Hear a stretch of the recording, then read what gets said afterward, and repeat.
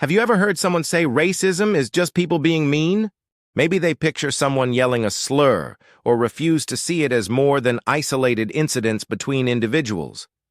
But that idea, that racism is only about bad people doing bad things, isn't just misleading. It's dangerous. It keeps us from understanding what racism really is.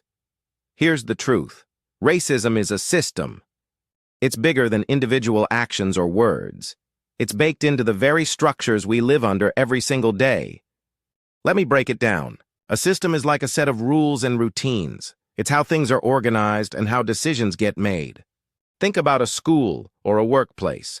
They have structures, processes for hiring, rules about attendance, policies for who gets opportunities and who doesn't. Racism, as a system, works the same way. It's not about one person being nice or another being hurtful.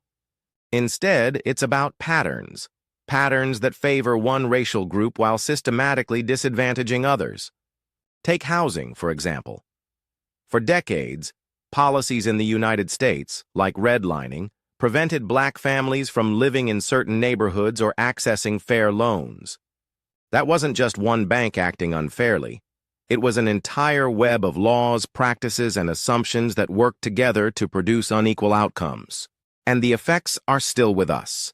Today, black homeownership rates are significantly lower than white homeownership rates, affecting generational wealth and community resources. Or look at the justice system. Studies show that people of color, especially black and brown individuals, are more likely to be stopped by police, arrested, charged harshly, and given longer sentences than white people. This can't just be chalked up to individual officers being mean or biased.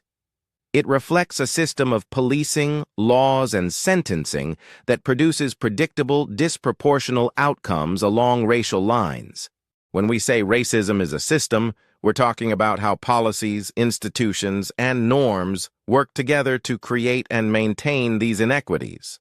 And here's the thing, systems are powerful because they can keep running even if the individuals within them don't mean any harm. You don't have to hate someone to participate in or benefit from a system that privileges some while oppressing others. So why does it matter that we understand racism this way?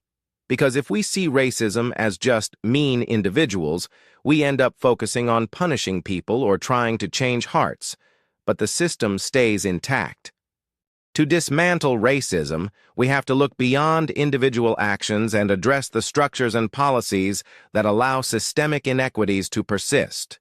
Racism isn't simple, and it isn't easy to talk about. But recognizing that it's a system, that's step one. Because when you see the bigger picture, you can start to change it. Let's stop settling for conversations about mean people and start asking the real question: how do we rebuild the systems that shape our world into ones that are fair for everyone? That's where the work begins.